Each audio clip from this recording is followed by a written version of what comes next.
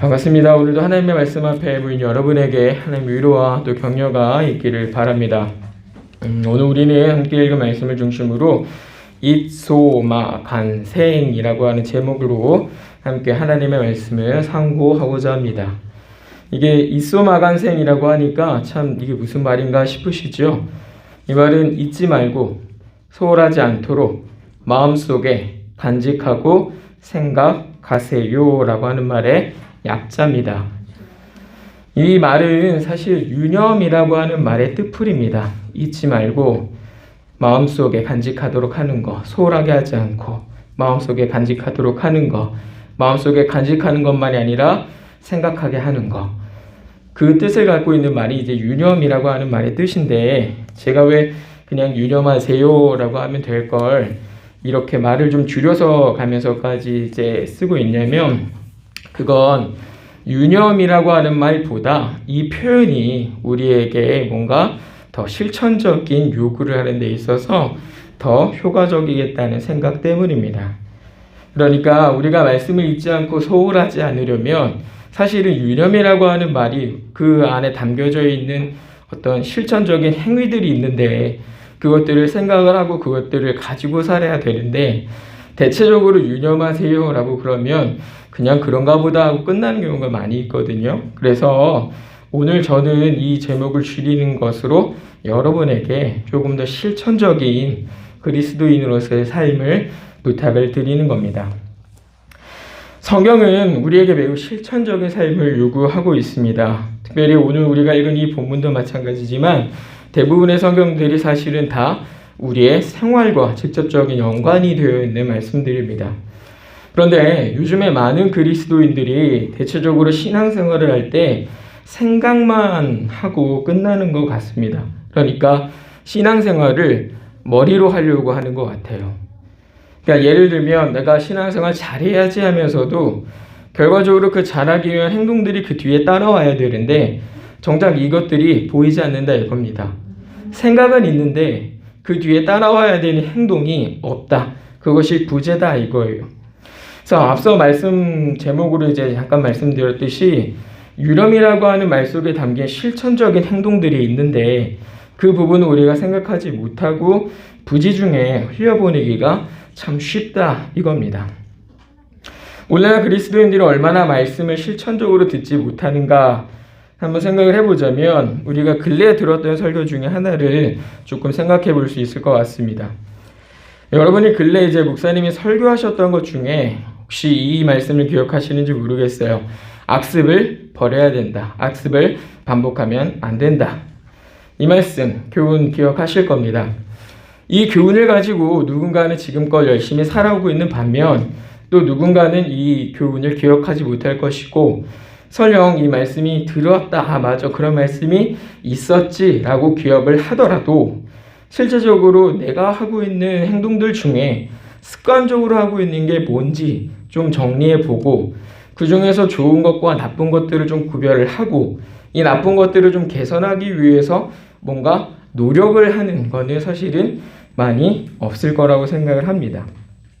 그러니까 악습을 반복하지 않아야 합니다라는 그 교훈을 받고서도 정작 내가 내 삶에서 실천적으로 그것들을 하지 않기 때문에 그것들을 고민하지 않기 때문에 생각만 하고 그치는 일들이 많이 있게 된다 이겁니다.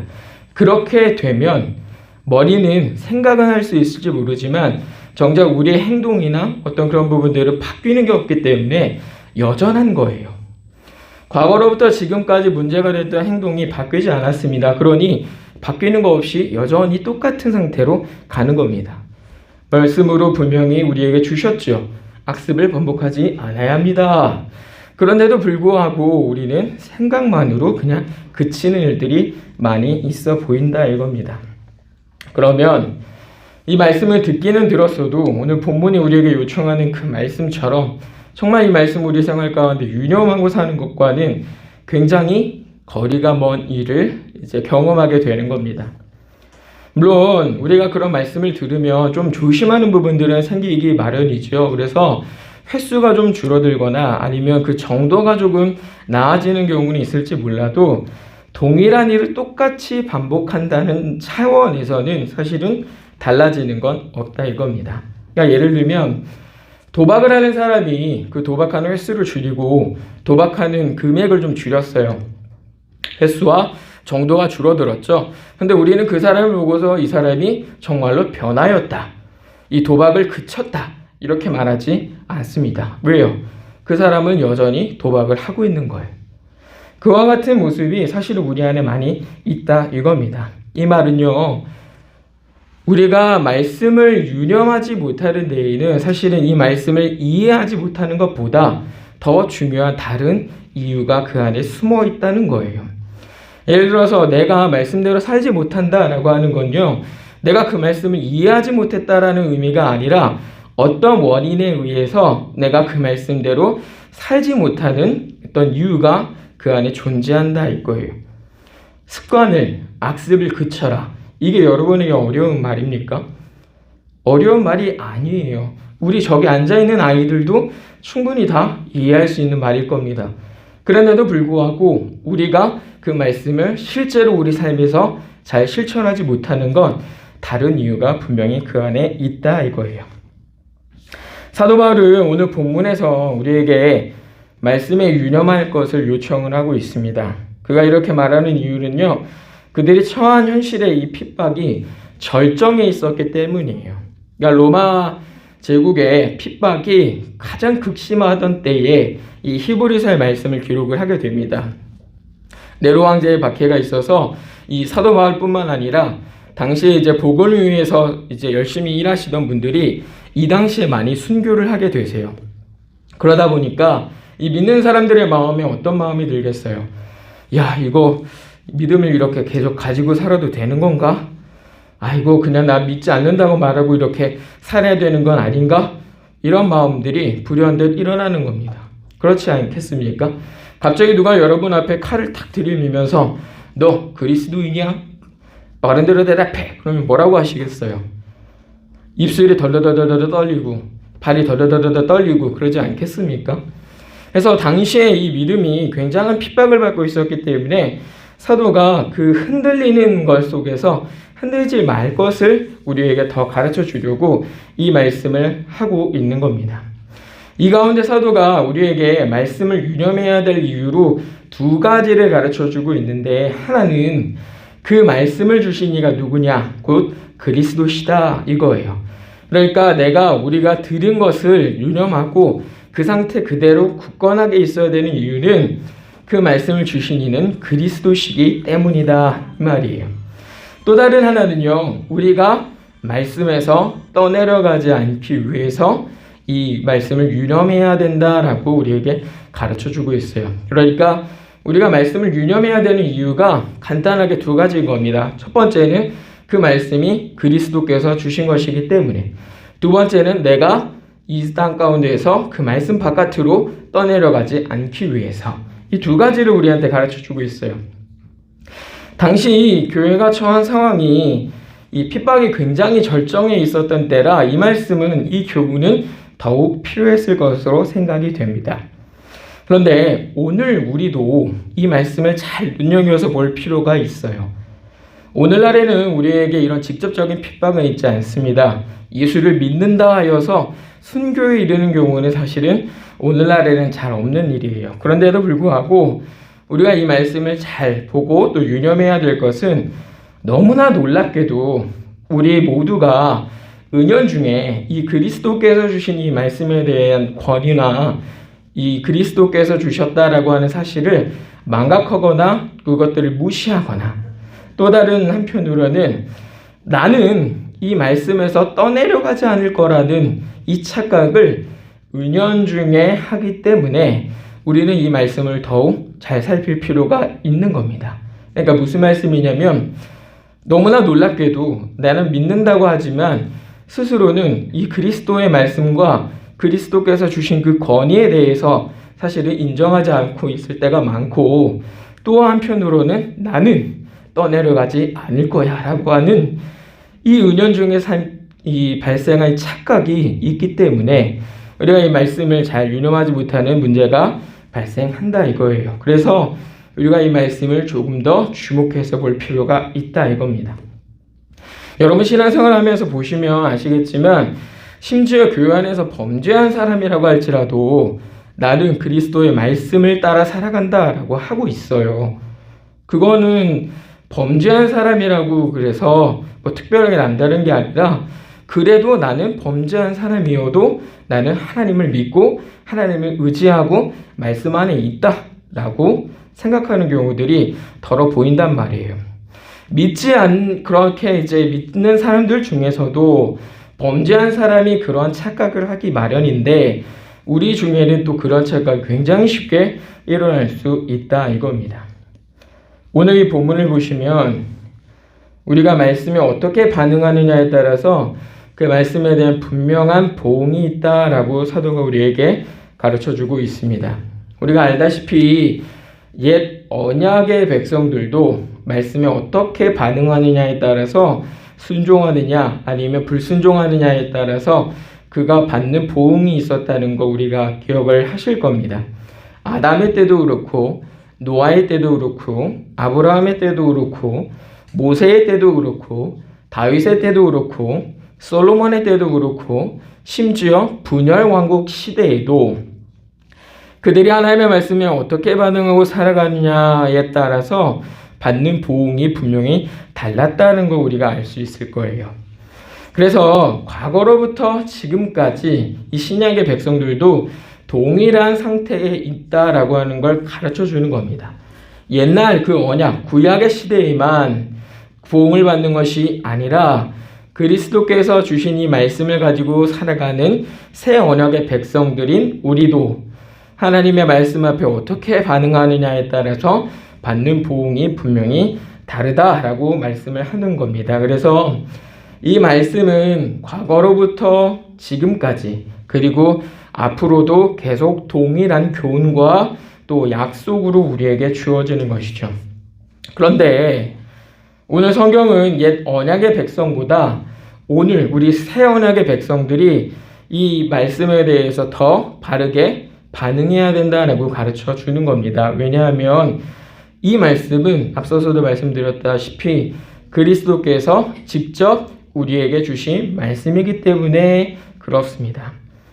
지금 사도가 말하고 있는 것은 마치 이와 같은 겁니다. 우리가 옛날에 왕들의 시대, 왕정시대를 좀 생각을 해보시면 왕이 이제 직접 멀리까지 갈 수 없으니까 한 신하를 불러서 이 교지를 내립니다. 그렇죠?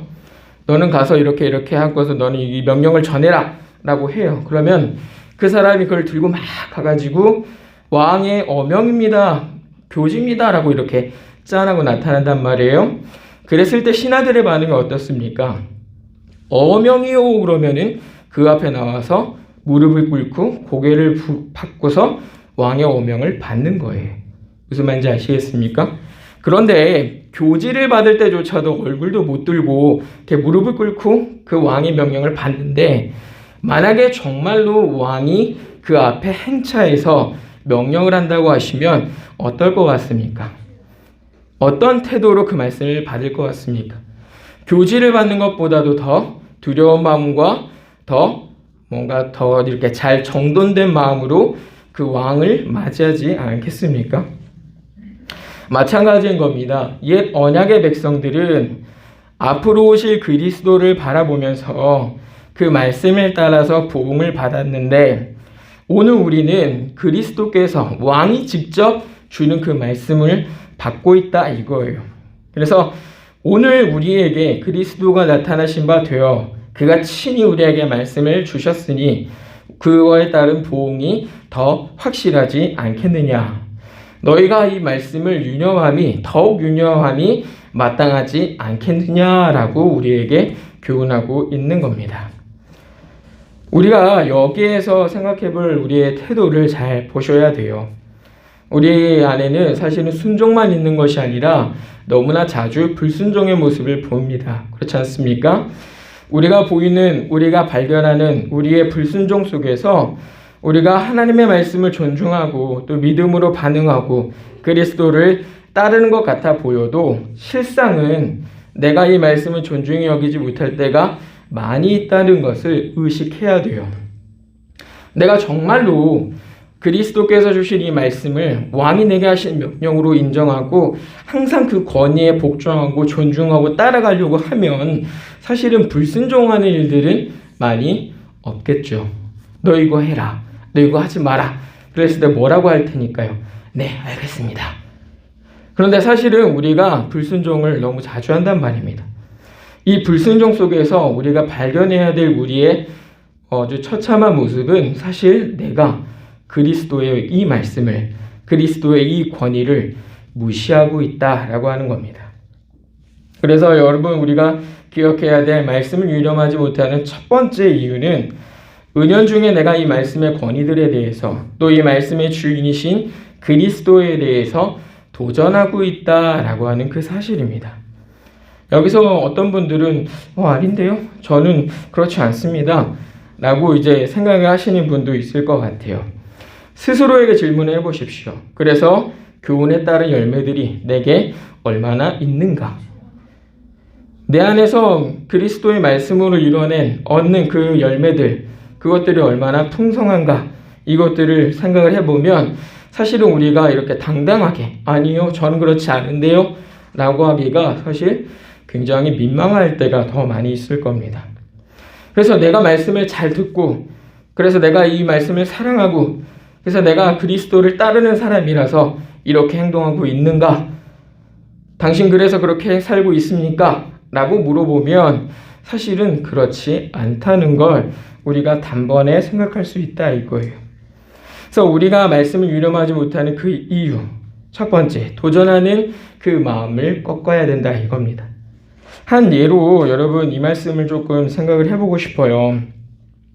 레위기 5장 1절을 보면 이런 말씀이 있습니다. 만일 누구든지 저주하는 소리를 듣고서도 증인이 되어 그가 본 것이나 알고 있는 것을 알리지 아니하면 그는 자기의 죄를 져야 할 것이요 라는 이 말씀이 있습니다. 이게 지금 무슨 말씀이냐면요, 누군가가 죄를 지을 때 또 남을 비방하는 일들을 하고 있을 때 내가 그것들을 알게 되었다면 그것들을 제사장이나 아니면 하나님께 고해야 한다라고 말을 하는 거예요. 왜냐하면 그것이 그 공동체를 병들게 하는 심각한 죄이기 때문에. 그래서 너가 그 범죄 사실을 알고 있고 아니면 너가 그렇게 하더라도 그것들을 침묵하고 있으면 그 죄는 네가 받는 거다라고 우리에게 경고를 해주는 거거든요. 근데 생각을 해보십시오. 오늘날 이 말씀에 대해서 우리가 얼마나 부끄러운 모습을 갖고 있는가. 누군가가 남을 비방하기 시작할 때에 거기에 동조하는 경우도 사실은 너무 쉽고요. 또 그 남을 비방하는 시작점이 내가 될 수도 있습니다.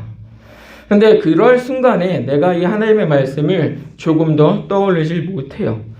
조금 더 두려움이 없이 이 말들을 이렇게 저렇게 하고 있는데 사실 이게 얼마나 두려운 말입니까? 사실은 우리가 하나님의 말씀을 늘 꾸준히 이렇게 생각하고 또 따라가는 것 같아 보여도 순간순간마다 내가 그것들에 대적하는 그 역할을 하고 있다라고 하는 거예요. 이것이 우리가 하나님의 말씀을 제대로 유념하지 못하는 이유다. 두 번째는 다른 사람은 몰라도 나는 이 말씀에서 떠나려가지 않을 것이야 라고 하는 착각을 하는 경우입니다. 앞서서도 말씀드렸습니다만 신앙생활 하시는 분들 중에 나는 말씀에서 떠내려간 사람이야 이렇게 하시는 분들은 사실 잘 없어요. 심지어 교회 안에서 범죄하신 분들이라 할지라도 그런 생각 하시는 분들은 없습니다. 그럴지라도 나는 하나님만, 그럴지라도 나는 기도하는 사람, 그럴지라도 나는 말씀으로 사는 사람, 이렇게 하며 사는 거예요. 은연중에 우리가 하는 착각이 이게 얼마나 큰 거냐면 우리가 견고하지 못하다라고 하는 사실을 순식간에 잊어버리게 만들어서 내가 떠내려가 있는지도 모르는 그런 상황에 이르게 되게 하는 겁니다. 우리의 부주의함이, 은연중에 있는 이 큰 착각이 우리가 말씀을 유념하는 것을 방해하는 중요한 요인이 된다 이거예요. 우리가 예배하는 순간 이렇게 모여 있으니까 나는 그래도 말씀에서 떠내려간 사람은 아닌 것 같다라고 생각을 할 수 있습니다. 그런데 정말 우리 스스로에게 냉정하게 질문을 해야 돼요. 정말 이 예배가 나의 최선인가? 정말 이 순간이 나의 최선인가? 이 예배의 질이 정말 하나님 받으시기에 부족함이 없을 만한 그런 것인가? 정말 내가 삶의 열매들에서 하나님 앞에서 정말 열심히 그렇게 한 것이 맞는가? 스스로에게 아주 냉정하게 질문을 해봐야 된다 이겁니다. 이 사실은요, 사실은 저희 교육자들도 예외일 수는 없어요.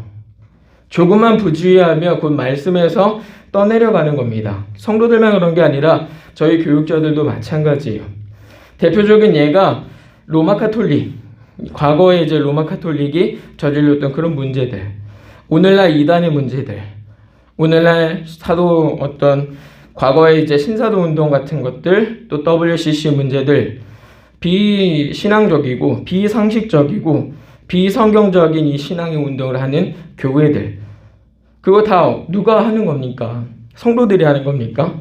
아니에요. 말씀에서 떠내려간 목사들이 그 일을 하고 있는 거예요. 성도들이 비성경적이고 성도들이 비신앙적인 이유는요, 이 비신앙적이고 비성경적인 목회자가 그들을 그렇게 양육했기 때문인 거예요. 목회자라고 교육자라고 그래서 늘 말씀에 굳건한 것이 아니라 조금만 부주의해도 떠내려갈 수 있다 이겁니다. 근데 이 교육자들이 말씀에서 이렇게 떠내려가는 문제는요, 굉장히 큰 문제예요. 왜냐하면 나만 떠내려가는 게 아니라 교회를 통째로 떠내려가게 하기 때문입니다.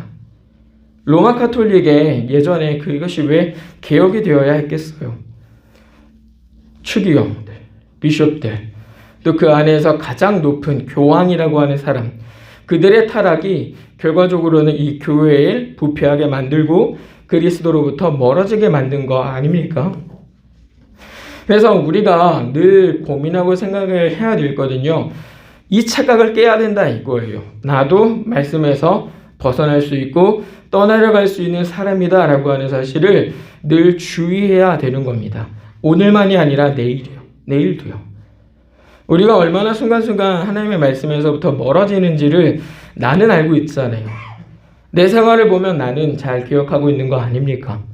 근데 어떻게 내가 이 말씀을 듣고 또 그 가운데서 견고할 수 있다고 자신할 수 있습니까? 그렇지 않다 이거예요.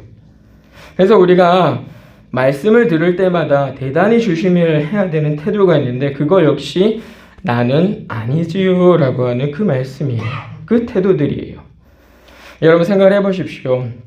과거에 예수님께서 자기의 죽음을 앞두시고 난 다음에 제자들을 이제 불러 모으셔서 같이 식사도 하시고 또 이런저런 죽음과 관련한 부분을 예언하시죠.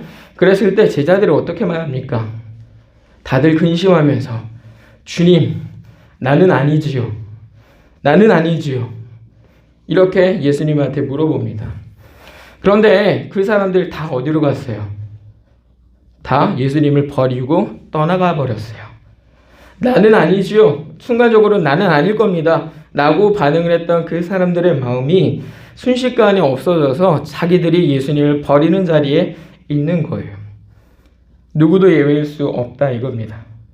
그래서 말씀을 들을 때에 우리가 이 부분을 더 중요하게 생각을 해야 돼요. 말씀을 듣는 사람들에게서 보이는 굉장히 이제 개선돼야 될 문제들 중에 하나는요, 우리가 생각할 때 듣기 좋은 말씀은 내가 들어야 되는 거고, 조금 비판적이고 우리 치부를 드러나게 하는 이 말씀은 내가 아니라 다른 사람이 들어야 되고, 또 나오지 않은 사람이 들어야 되는 그런 말씀으로 생각하는 경우들이 너무 많아요. 그래서 어떤 분들은요, 설교를 마치고 난 다음이면 이건 나 들으려고 하는 소리야 하면서 씩씩거리면서 집에 가가지고 또 잠 못 주무시고, 그런 경우들 사실 많지 않습니까? 근데 여러분 생각을 해보십시오. 이건 굉장히 이상한 반응인 겁니다.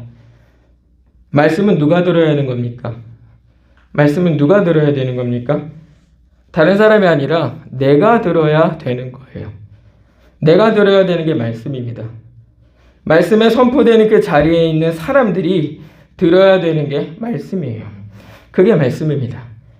옆 사람이 아니라, 그 현장에 없는 사람이 아니라 말씀이 선포되는 그 현장 가운데 있는 내가 그 말씀을 듣고 들은 그 말씀으로부터 생각한 것으로 행동하는 것, 그게 우리가 해야 되는 일이란 말이에요. 말씀이 선포되는 그 현장에서 나로 하여금 듣게 하시는 이의 이 은혜를 우리는 망각하지 않아야 합니다. 이 사실을 비춰보았을 때 내가 말씀을 들었다면 말씀을 들어야 할 사람이 말씀을 잘 들은 거예요. 내가 돌이켜야 될 것을 확인했으면 내가 돌이키면 됩니다. 내가 하나님의 말씀으로 위로를 얻고 보게 되는 약속들을 받았다면 이것들을 소망으로 더욱 붙잡고 힘을 내서 신앙생활을 하면 되는 거라 이겁니다. 그런데요, 이 중에서 나는 아니지요 라고 하는 태도를 가져버리면요, 이 모든 것들이 다 실패로 돌아가는 거예요. 돌이켜야 되는 그 말씀도, 또 하나님께서 복을 약속하시는 그 말씀도 우리 무엇 하나 제대로 갖질 못하게 된다 이겁니다. 그래서 우리가 말씀을 유념하지 못하는 두 번째로 굉장히 중요한 이유는 바로 이겁니다. 나는 아니지요 라고 하는 태도. 우리가 말씀을 제대로 유념하지 못하는 건 지식이 없어서도 아니고 믿음이 없어서도 아니라 나는 아니라고 생각하는 그 착각, 굉장히 이상하고 굉장히 낯선 그 착각이 우리를 이 말씀으로부터 망각하는 사람으로 살게 한다 이겁니다. 실제로 여기 계시는 분들도 마찬가지겠지만 제가 이제 교제하시는 분들 중에도 굉장히 다양한 매체에서 다양한 말씀을 들으시는 분들이 계십니다. 이 말씀도 좋고 이 말씀이 좋아요 이렇게 하시는 분들이 많이 계시는데요. 근데 정말 안타까운 건, 정말 죄송하게 생각하는 건 그 말씀을 듣는 사람의 생활에서 열매가 보이지 않는다라고 하는 거예요. 그럼 제 입장에선 그분은 말씀을 잘 듣는 사람입니까? 아니면 아닌 사람입니까? 아닌 거예요. 잘 생각해 보십시오. 좋은 말씀을 들었어요. 정말 은혜가 된다 라고 하는 그런 말씀을 들었다고 합시다. 그런데 왜 열매가 없습니까? 열매가 없는 이유는 무엇이겠습니까? 내가 그 말씀을 제대로 못 받은 거예요. 아무리 좋은 말씀이고 아무리 유능한 말씀이라 하여도 우리 마음 가운데 갖고 있는 이 두 가지, 하나님의 말씀에 대해서 우리가 대적하려고 하는 이 마음, 그리스도의 권위에 대해서 우리가 인정하려고 하지 않는 이 마음, 그리고 우리가 나는 아니라고 생각하는 그 착각, 이것들을 꺾어내지 않으면 우리는 말씀 가운데서 제대로 된 능력을 경험하지 못하는 겁니다. 디모데후서 3장 7절 보면 이런 말씀을 해요. 항상 배우나 끝내 지식에 이를 수 없느니라. 이게 무슨 말씀이겠습니까?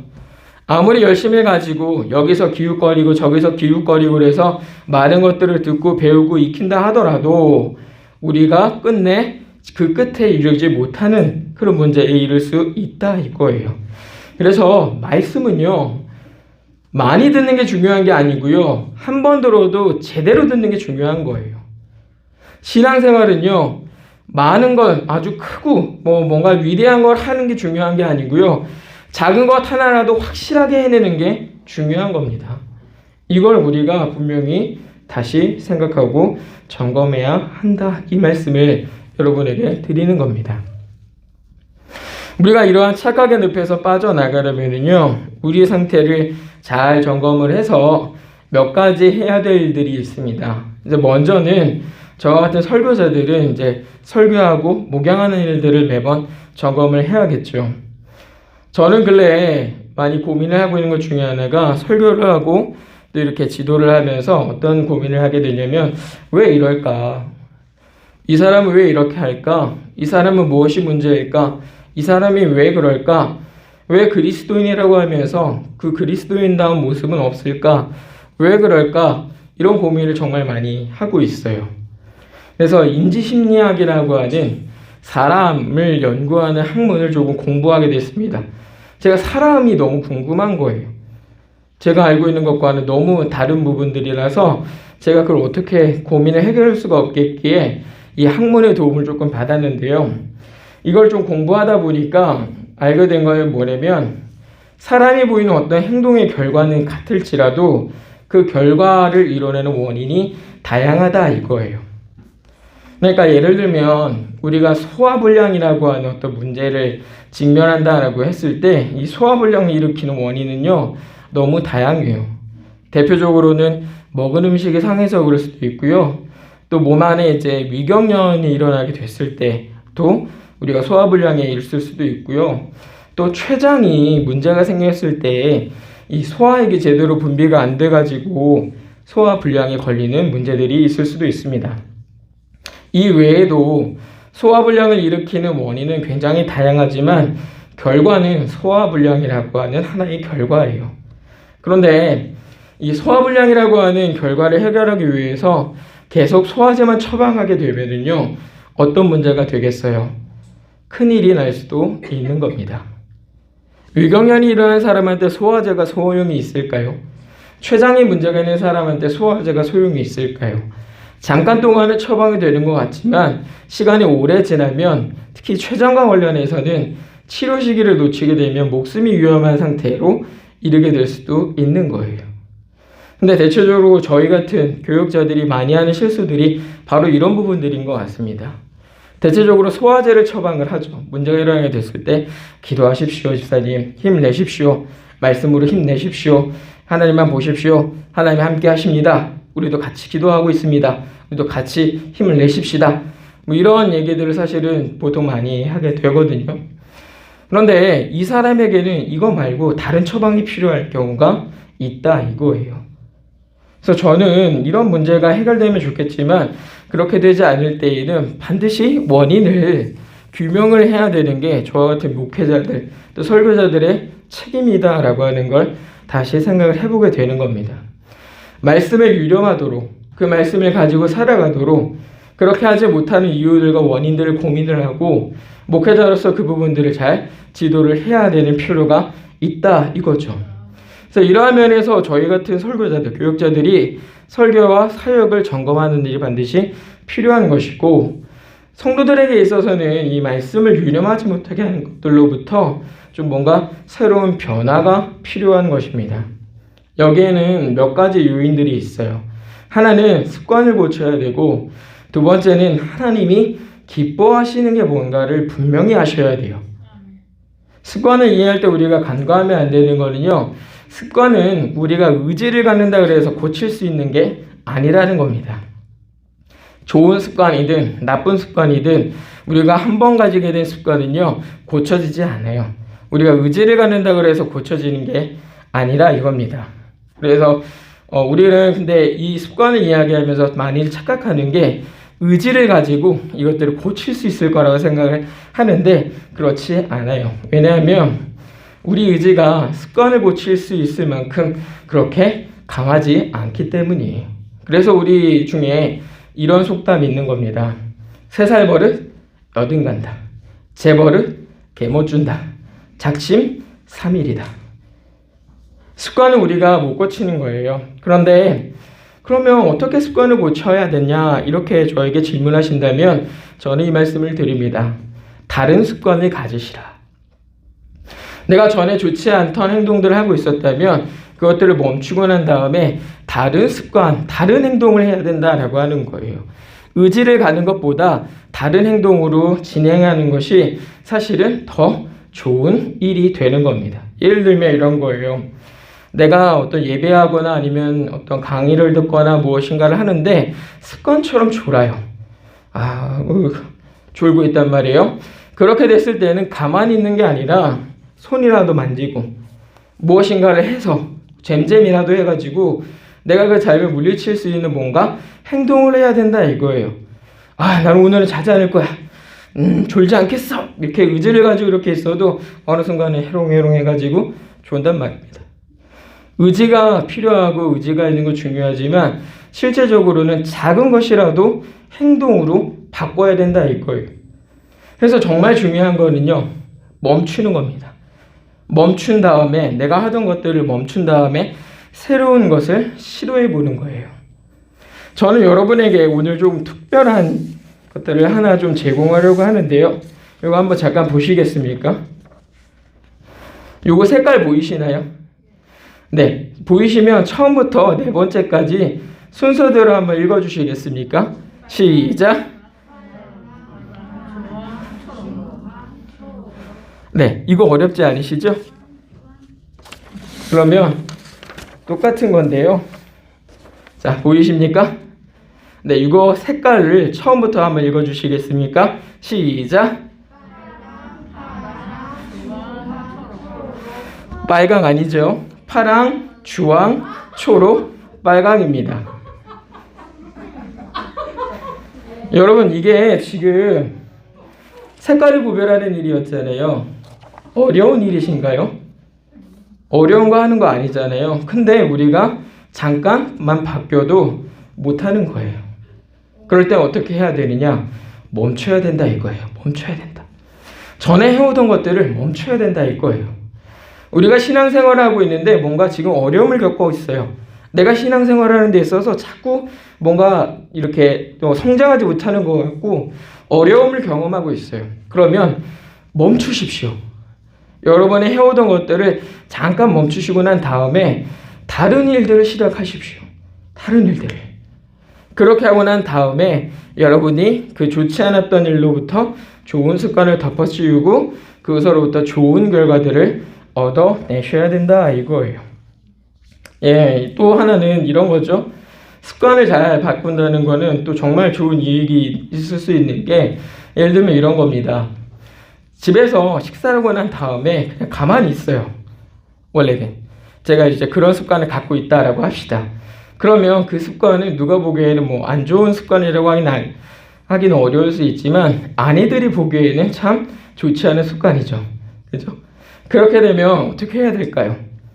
그냥 식사를 하고 나서 가만히 있는 게 아니라 그 자리에서 같이 옮겨주고 치워주고 끝나고 난 다음에 뭐 발이며 손이며 좀 주물러주면 정말 좋은 효과를 얻을 수가 있는 거죠. 내가 아내를 기쁘게 해야겠다. 내가 아내를 도와줘야겠다. 이런 뭐 엄청난 원대한 계획을 가지고 의지를 가지고 하는 게 아니라 행동을 그 자리에서 바꾸는 겁니다. 같이 치워주고 만져주고 행동의 변화가 사실 우리를 좋은 습관을 만들어가는데 첫 번째 출발점이에요. 이 행동의 변화가 우리의 의지를 지탱해 줍니다. 우리의 의지가 이 행동을 더 확실하게 만들어줍니다. 그러면 내가 지난날에 해오던 그 습관들은 잠깐 멈춰지게 되고 아주 자연스럽게 그 위에 새로운 좋은 습관들이 쌓이게 되는 거예요. 여러분의 말씀을 유념하실 때 이런 새로운 습관들을 가지시라 이 말씀을 드리는 겁니다. 내가 말씀을 유념하고자 하는 생활을 살아가는데 좀 어려움이 있어요. 그러면 해오던 대로 하지 마시고 다른 새로운 방법을 시도하십시오. 내가 그걸 어떻게 해야 될지 모르겠다면 저와 같은 목회자들에게 도움을 구하시라 이 말씀을 드리는 겁니다. 두 번째는 하나님이 정말 기뻐하는 게 무엇인지를 알고 행하십시오. 여러분 아이들에게 2분 동안 엄마가 좋아하는 거랑 엄마가 싫어하는 것을 쓰라고 하면 어떨 것 같습니까? 애들이 엄마가 싫어하는 건요 막 써요. 게임하는 거 싫어하고 목욕하는 거 빨리 씻어야 되고 뭐 해야 되고 이거 어지럽히면 안 되는 거 뭐 이렇게 해서 막 씁니다. 2분이 지나고 난 다음에 자 줘라 그러면은 어떨 것 같아요? 잠깐만요 시간이 모자라요. 조금 더 쓸 수 있어요. 근데 엄마가 좋아하는 것은요 뭐 어떻게 될 것 같아요? 왜 이렇게 시간이 안 가죠? 이거 나 다 쓴 것 같은데 이거 가져가시면 안 됩니까?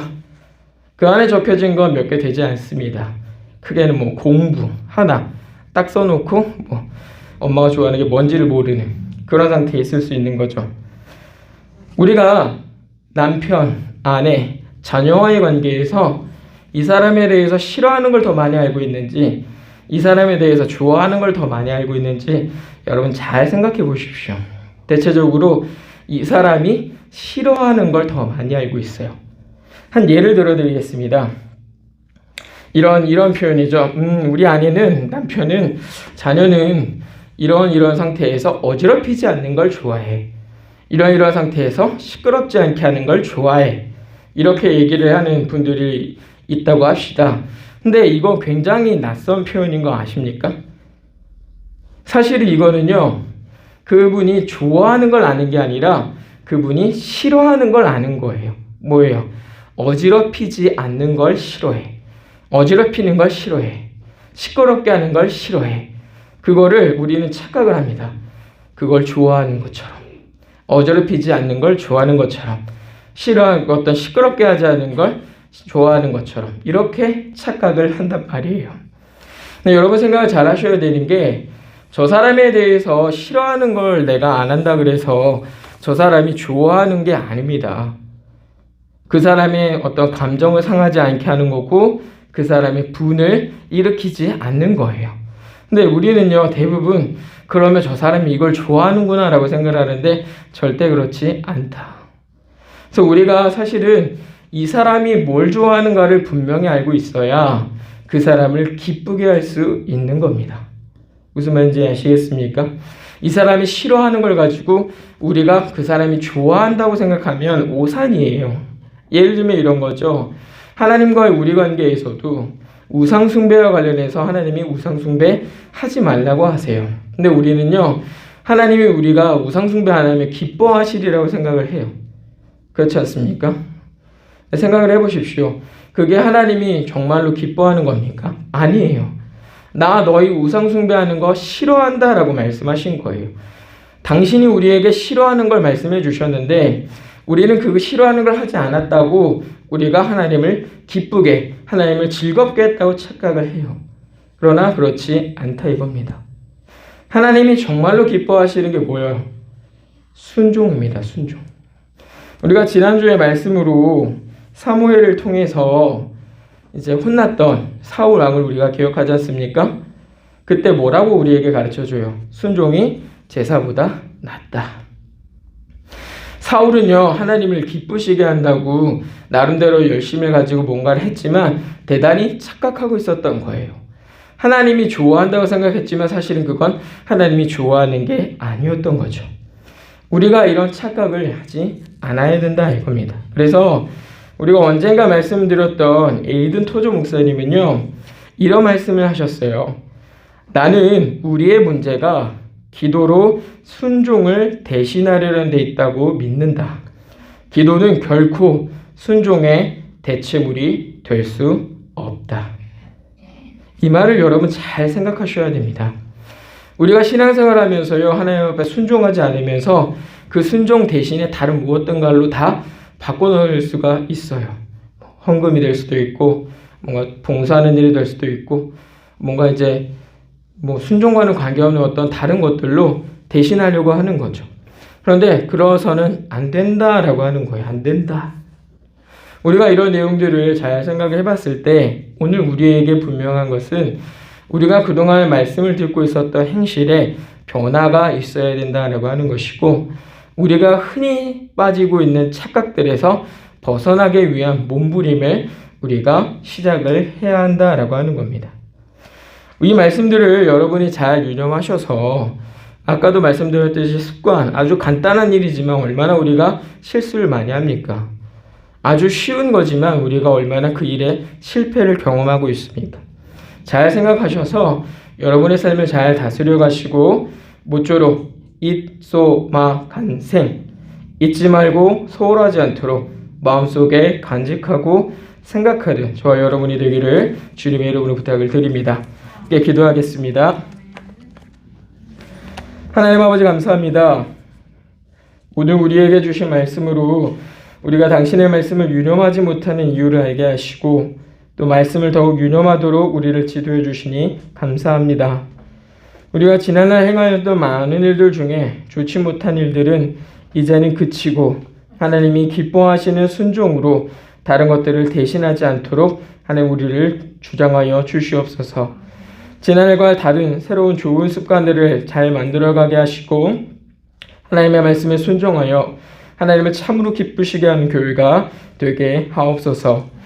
신앙생활을 생각으로 대신하는 것이 아니라 참된 행실로 이루어갈 수 있도록 말씀을 깨우치는 은혜를 날마다 베풀어 주시옵고 하나님 늘 우리를 도와주시옵소서.